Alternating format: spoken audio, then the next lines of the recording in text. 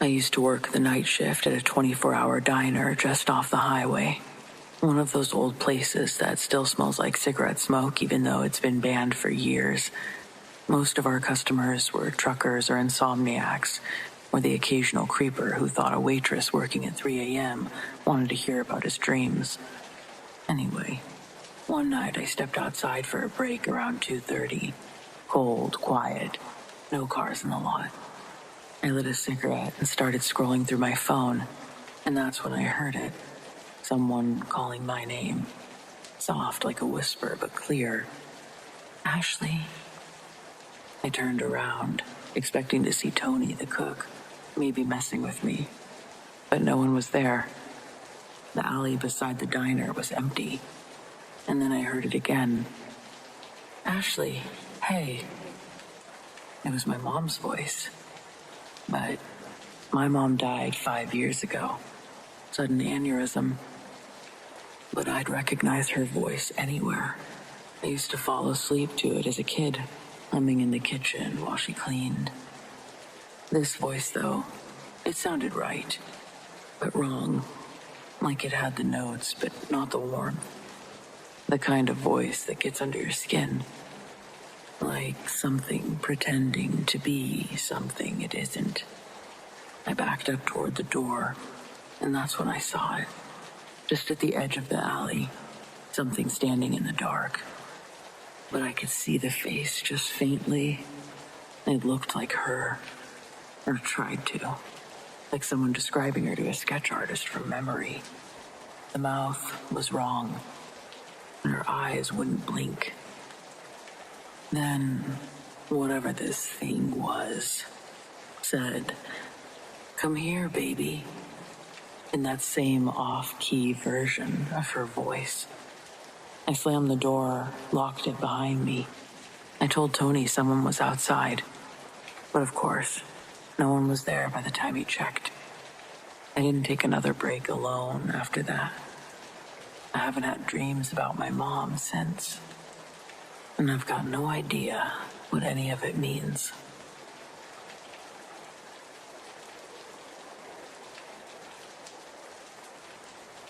Many moons ago, I lived in this tiny apartment above a bar.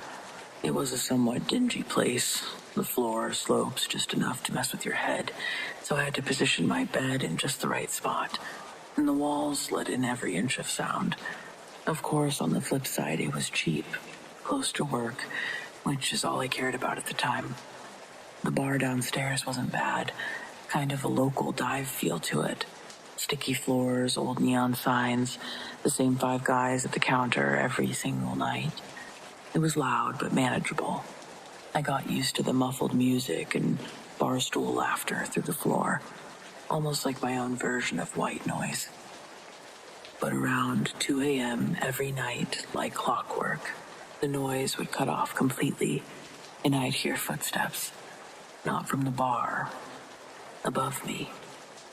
Heavy, slow steps, like someone walking in boots, across the ceiling, from one end of the apartment to the other.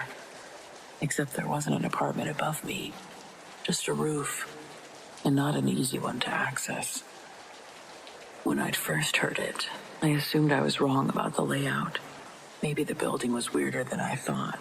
So I asked the bartender one night if someone lived upstairs. He gave me this long look and said, "You hear it too."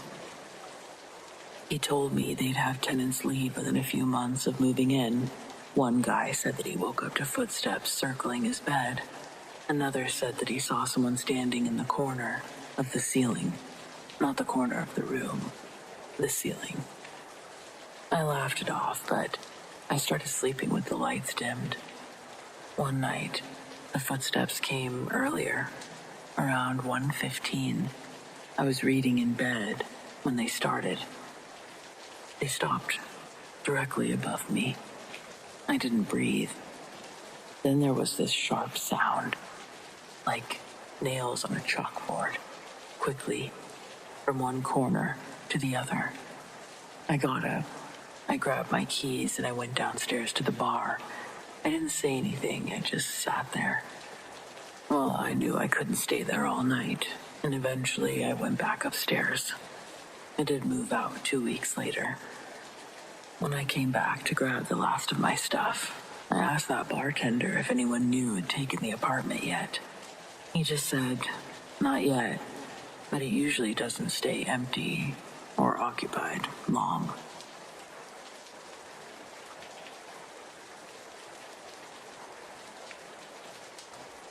I used to go to this bar a few towns over. Pool table, cheap drinks, weird regulars who treated it like their living room. I was never really close with anyone there, but I went often enough that people nodded when I walked in. Probably the most divey thing about this place was that they only had one bathroom. A single stall tucked right near the front entrance. The line was always long, and it was usually gross. One night, I was a few beers in and getting desperate, but the bathroom was beyond occupied. This had happened before, and usually I'd just take this opportunity to leave, use the porta potty at the park on the way home.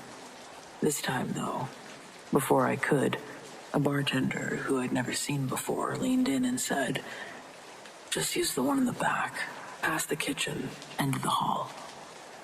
I hesitated, but he nodded and hit the bar gate so that I could walk through. I'd never noticed a hallway back there before. The kitchen was empty. I passed a mop bucket, a half-lit exit sign to the back door, and then I found another door at the end of the hallway.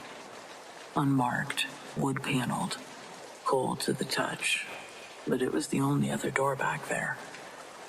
I opened it, and it was indeed a bathroom, but not like the front one. This one was nice. Clean, pristine, white tile, soft lighting, music playing faintly through the walls. It wasn't even the same music from the bar. It was classical. The light switch was on the outside, and there was no mirror.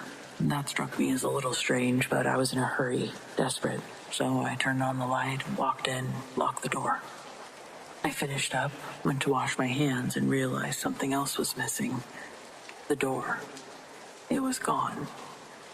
Just a smooth panel of wood where the door had been. I stood there trying to stay calm, thinking maybe I'd hallucinated or was drunker than I realized. Then I noticed the music had stopped, dead silent. I got a bit more frantic with my search for the handle. Then, blackness. The light had gone out, not by my own doing, of course. "Hey, can you help me out in here? Can't seem to find the handle." I called out through the door. Then I heard something scrape behind the wall. This didn't sound like it was coming from the other side of the door. It sounded like it was coming from inside the bathroom. I couldn't see a thing, but it felt like someone else was in that space with me. I was missing the music and lively atmosphere of the bar. All I could hear is what sounded like nails or claws dragging slowly across wood. I backed into the corner, said something out loud. I think it was hey or help. I don't know. I was a whole different kind of desperate then. The moment I spoke out loud, the lights were back, the door was back, just there again. I didn't even think. I yanked it open, sprinted through the hallway, back past the kitchen and into the main bar. Had to have been the bartender that sent me back there. They had to have been messing with me. But the bartender who sent me back there, nowhere to be found. When I told the other guy working what had happened and asked where the other bartender went, the guy just looked at me. "There's no second bathroom. How'd you even get back there?" I told him again. Another bartender let me back there. I described the man, but I just got another look of confusion. He scoffed and continued making someone's drink. I found myself a new spot after that.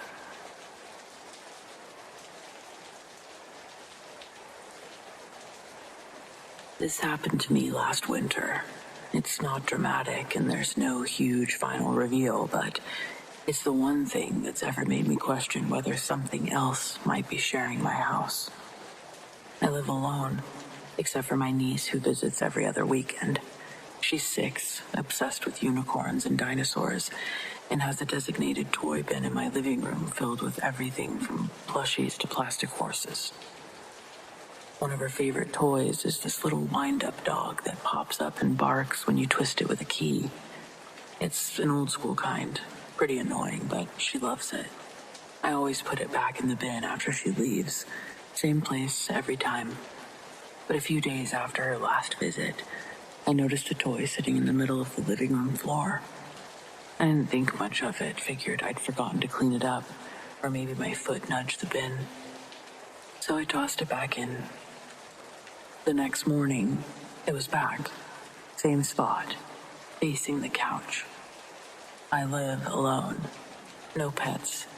No one else has a key. That thing shouldn't be moving on its own. I checked the cameras, just a cheap indoor security cam I have in the corner. It didn't catch anything. The toy just wasn't in the bin anymore. It didn't show up in the footage at all. What had happened to it? One frame it's in, the next it's out. This went on for a week. Every night I'd toss it back in the bin. Every morning it'd be sitting in the exact same spot on the floor. Not even randomly placed. Aligned. Like someone had positioned it deliberately. One night I stayed up, left all of the lights off, pretended to go to bed, and sat in the kitchen with a clear view of the toy. Nothing happened for hours. Then I heard the click of a wind-up key turning, slow, mechanical, just once. I didn't move, hardly breathed, just waited. Then it barked, just one sharp yip. The sound echoed through the house like a slap. I turned on every light and checked the toy. It hadn't moved, still sitting there, key fully unwound. I got rid of it the next day, tossed it in the outside trash bin. That weekend, my niece came over and immediately asked, "Where's the barking dog?" I told her it broke. She looked confused and said, "Oh, I thought maybe he left since he didn't like you watching him." I asked what she meant. She shrugged. "He only plays when you're not looking."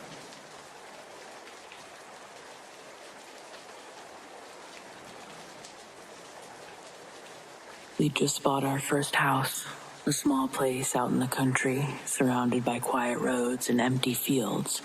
It felt like a fresh start. Our daughter was only a few months old, and I was still getting used to being home alone at night while my husband worked late. That particular night, I just put the baby down when I heard it. Someone fumbling with the front door. Not knocking, not trying the handle gently. It sounded like someone trying keys that didn't fit. I figured maybe my husband had forgotten his, was having trouble. So I walked toward the door to help. And that's when I heard it. Clear as day, right behind me, like it had been spoken directly into my ear. "Turn on the light." It wasn't my own thought. It wasn't imagination. It was a voice I'd heard before, just a handful of times in my life. And every time I had listened to it, and something bad had been avoided.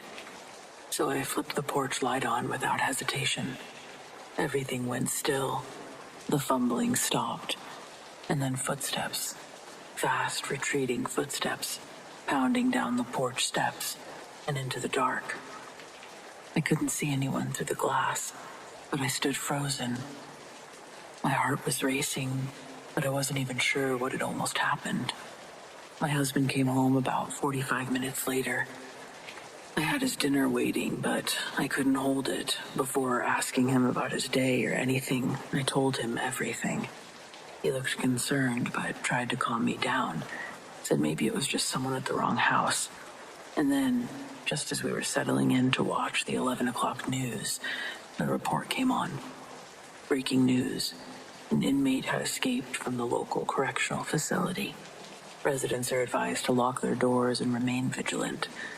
The suspect is considered dangerous.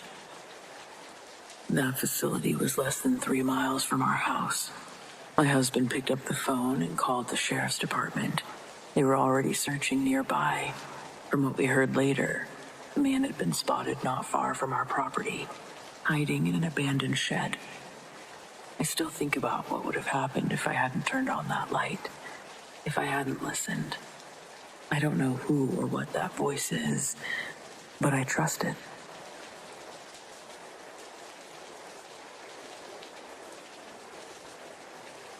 After my senior year of high school, I took an apprenticeship at a tattoo shop for the summer. When I called to ask about it, a guy named Jolly answered the phone, though he didn't sound very jolly at all. Most of the apprenticeship involved cleaning the shop, answering the phones, and practicing pulling my lines on fake skin. I'm pretty sure I tattooed over 1 million roses of all different styles and sizes. Jolly also was a lot nicer in person. Besides customers, he was usually the only one opening and closing the shop every day, so he was pretty stoked to have someone helping him, keeping him company. And to the man's credit, he didn't once try to get creepy with me. Jolly was always respectful, even threatened some guy who was coming in to get a chest piece done. It was going to be a $2,000 tattoo, one that Jolly tossed out of his shop to protect me from his harassment. That's why I never felt unsafe when he and I would be the only ones at the shop, hanging out after hours. While he looked through the bills and separated little piles of cash for them, I'd either be picking up or practicing. On a few of those kinds of nights, though, something would happen that really filled the remaining nights that I'd spend there with anxiety. It sank in my soul every time the sun set. Jolly wasn't too happy about the circumstances either, but he was able to maintain his composure way better than I could back then. We would hear the front door buzzer activate all the time, like a customer had walked in. But the shop would be empty when one of us would go check it out. A few times it happened while I was sitting behind the reception desk. I'd see the door physically open. There was never any winds or drafts pushing the air around inside. Jolly had already gone through all of the experiments trying to figure out why the anomaly would happen so often but sporadically, and only after the sun had set. That was just plain weird on its own, but what I thought was more unnerving about the whole thing was that the sensor that activated the bell was mounted just inside of the doorway, and the shop doors open out, meaning the door itself wasn't what would set it off. Someone would have to cross the threshold of the doorway to make it ding. But time and time again, the bell would sound and no one would be present. Jolly shared other little things that he'd seen happen around the shop since he bought the place. He had a record player in the corner that he'd rotate albums on throughout the day. He had a wall full of vinyls, a true collector, and his collection was extensive, but the only ones that he'd spin were old blues or jazz artists, saying that that was the only type of music that seemed to keep the place calm, settled. Any other type of music, he noticed it would stir up activity in the shop, and he didn't like dealing with that. Jolly didn't outright say that the building was haunted, but he also thought that talking about it could make it act up. It was part superstition and part first-hand experience that he kept these rules in the shop. Ignore the oddities, clean up anything that may have spilled over, and return to the task at hand. During the times that Jolly wasn't tattooing a customer, he was always up moving around, tinkering with things, really focusing on me with the fundamentals, more than he needed to. I was grateful to have so much of his attention to my progress, but it was probably the result of his insistence on staying mentally and physically distracted, trying to be too busy to bother. Not by me, but by the spirits, I guess. Even the age gap we shared, I tried to show empathy. Told him something like how I could understand how he was going about it. Weirdly, the goal of being distracted from a scary world is what got me into drawing. Since I was young, art had always been there for me. It was my companion when I was lonely, the therapist I communicated my feelings to. Sometimes, staying distracted is all you can do. I started to get choked up at the end of telling him this, and I remember Jolly's expression never changing. Our age gap apparently was too wide for him to return the empathetic gesture. Again, Jolly wasn't a mean guy. He was, however, a grizzled, old Algerian biker guy with a bunch of sailor tattoos that he got from a lifetime of service in the military. He probably stopped feeling real human feelings long before I met him. I don't know how I expected him to react, and I guess I shouldn't have been surprised when he said, "What? I'm not a sad baby. I'm angry these duppies keep messing with the shop." If it's the first time you've heard that word, it sounds racist, doesn't it? It made me pause for a second, too, when I heard him yell it. I asked, "Duppies? Doopies?" And he goes, "Booze. People without a body." In West Africa, a duppy is what they call a ghost. Jolly never acted upset or scared, but the consistent bad juju he'd been dealing with since he'd opened the shop, it had really started to take a toll on him. I think he was embarrassed, too. He felt bad that it was making me nervous, and so now the disturbances were progressively making him more upset. The uptick in his anger seemed to do exactly what he didn't want it to do, and that was to increase the energy. He said that they'd eat negative energy. It's food to them. If that's true, Jolly was hosting a buffet almost every night in the month of August. Business wasn't great either. His tattoo shop was pretty far off the main road, so he hardly got any walk-in traffic. Only a handful when I was there. People asking for small American traditionals that they'd pick off the wall or names. These tattoos didn't make him a lot of money. Unfortunately, I think I met Jolly at a low point in his life. If there was any peace still left inside, the constant stress and gloom had calcified it. You could tell the fake smile he wore, it no longer did what he thought it did. His smile looked more like a wince while he grinded his teeth. The more time we spent together, the more he felt comfortable showing his true feelings. My apprenticeship was ending at the end of August anyway, and so I didn't let his moods affect me. Every time I tried to go in there with a goal to soak up as much hands-on knowledge as I could, while simultaneously staying out of the way, and I did a relatively successful job at that. But I don't think that anything could have prepared us for what was to be my unofficial last day. Both of us were astutely aware of the growing tension inside the brick building. I think Jolly started associating me with the heightened energy, because as I did my best to stay out of his way, anything that would go wrong in the shop, he started blaming on me. I reminded him that his shop had been having problems well before I was there, and he would say, "Not like this. It wasn't like this until you came around." It hurt my feelings, and one night, a week shy of completing my apprenticeship, there was still a few hours left in the evening. Jolly had just finished up a client, and after they'd left, I was sanitizing the station and equipment. Jolly took off his gloves and went out back to smoke. I have my head down, focused on wiping and spritzing a vintage repurposed dentist chair, while I hear the front door slide open and the sensor chimed.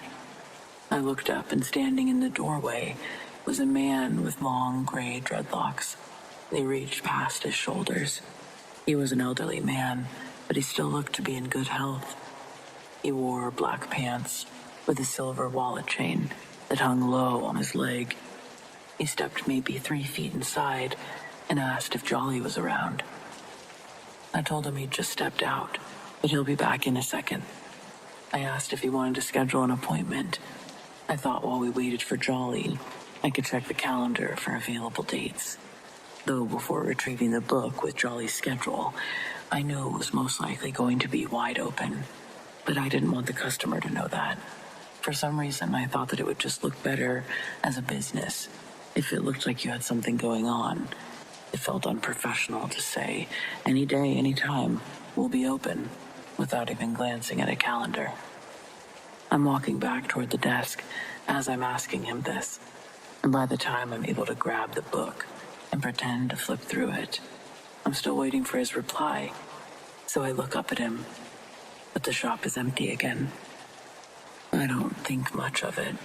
Maybe the guy changed his mind. I've seen it happen before during my time there. Someone comes in, hears the whirl of needles, panics, and quickly reconsiders. A few minutes later, Jolly strolls back in. I tell him that someone came in asking for him, but I didn't get his name.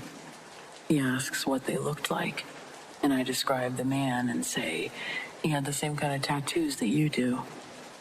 There was one in particular that I described what it was and its placement because it was a very distinguishing tattoo on the side of his neck.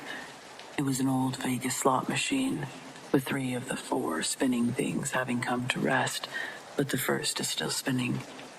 The ones that have stopped say UCK, and the one that's still spinning at the front is between the letters L and F. I thought it was clever when I saw it.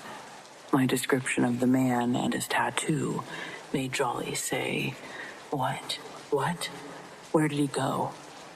I say he left just a little bit ago, and that sends Jolly running out the front doors and around the store searching for this person. When he came back into the store, he was out of breath, asked if I told the man that he was there. I say yes, thinking that this is a good thing, but it's seemingly like an act of betrayal. Jolly starts locking all of the doors, telling me to pull the window shades down, because now I'm in danger too. Hearing him say that in his gruff accent sends a burst of fright through my body. Thinking the windows were about to be blown out by gunfire or something, I get on my hands and knees and crawled into the back area. Eventually, Jolly met me back there with my purse and my coat, handing them to me, telling me to leave immediately. I started crying, begging him not to throw me out there. I was terrified he was going to show up before I could make it to my car. Jolly tossed my stuff on the table next to me and then told me that I wasn't safe where I was anymore, but I was still too afraid to move. I was crying hysterically, but as quiet as I could, whisper screaming at him to please let me stay. Then he raised his voice over my tearful hiss and tried to explain to me in the best way that he could why it was better that I left. The man that I'd met was named Calvin Northman. He and Jolly were shipmates, but not in the military. Jolly used to own a fishing boat that he and 3 other men worked on.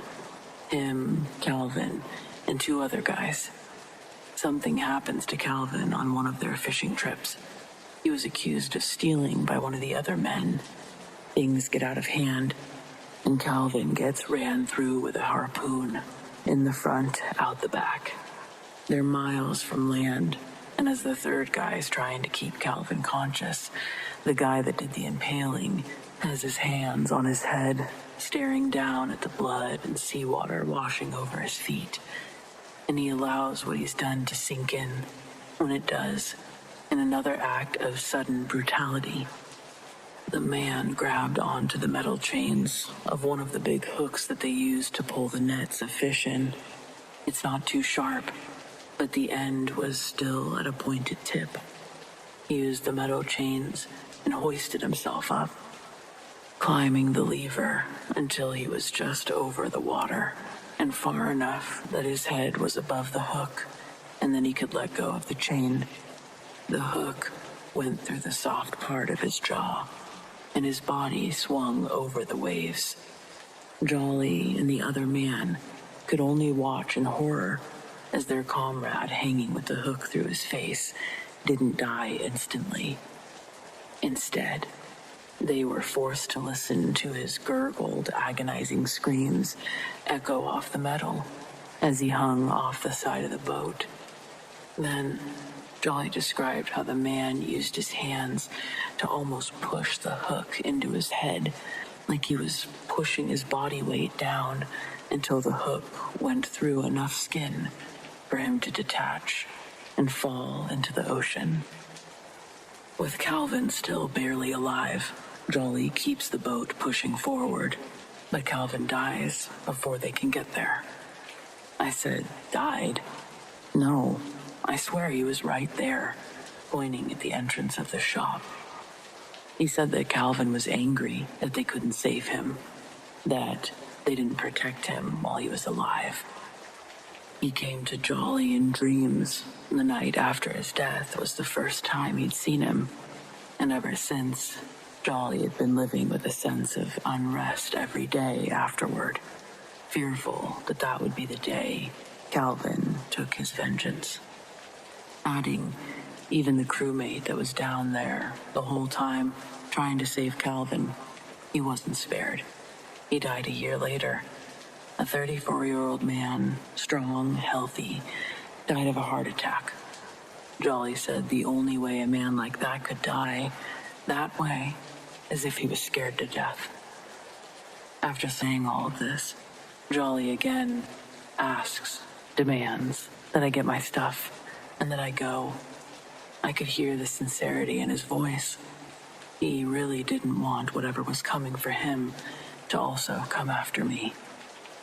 I did as he begged me to do, leave and never come back.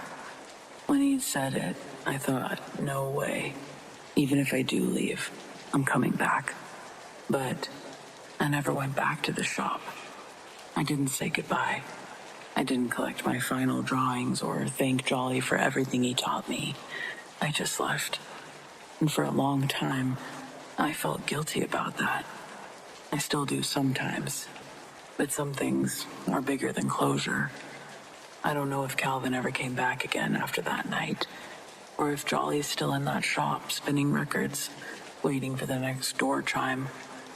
I only know that when I think about that summer, I don't remember the flash of the machines or the smell of the green soap. I remember the sound of that bell, echoing through an empty room. And I remember the way Jolly looked at me, like he already knew how his story ended.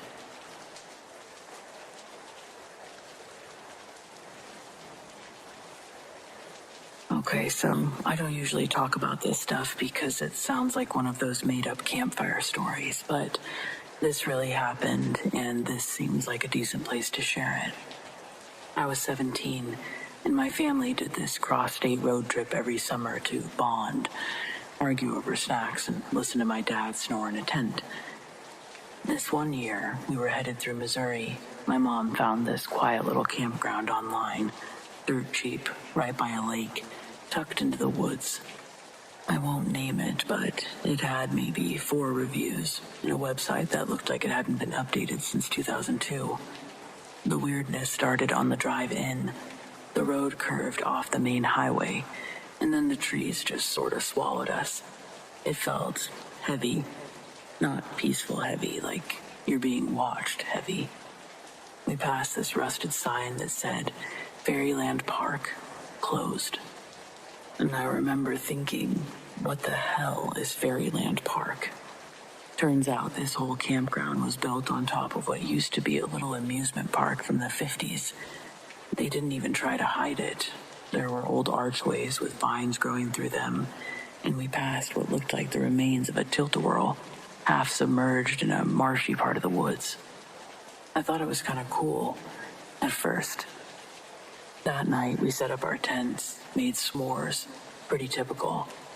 Around 11 p.m., my parents went to bed. I sat out by the fire a little bit longer, and that's when I heard music. It was faint but unmistakable, old-timey carnival music. Think merry-go-round, but off somehow, slower than it should have been. I turned to look behind me, and I swear to God, I saw this little flickering light weaving between the trees. Just for a second, I saw someone walking, only they didn't look right. Their arms were awkwardly long, and they just kind of hovered more than walked. I didn't say anything the next morning. Figured I had to have been tired. Except my dad woke up with a burn on his hand, like a full-on blistered welt across his palm.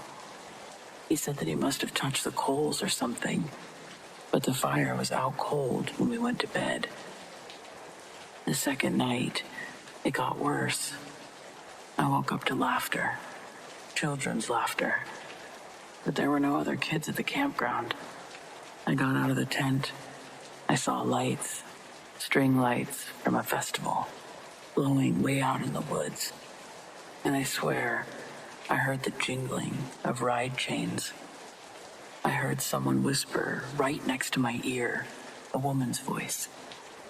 "It's almost time." I don't remember running, but I woke up in the front seat of our car, locked inside and shaking like hell. The inside of the windshield had condensation on it, like someone had been breathing against the glass. We left before sunrise. We didn't even pack everything. Later that year, I looked up Fairyland Park. I found one article. The place had burned down in the 70s. An electrical fire during a school event. Multiple kids died. Some adults too. One ride operator was found charred, still clutching the lever of a carousel. We didn't see any animals that whole trip. No birds even. Don't even know if we saw any bugs. And that was the last time that Mom was allowed to pick a place for us to camp. And I guess if you're ever on a family road trip and you see a campground that's built on an old park, keep driving. Some places aren't meant to come back to life.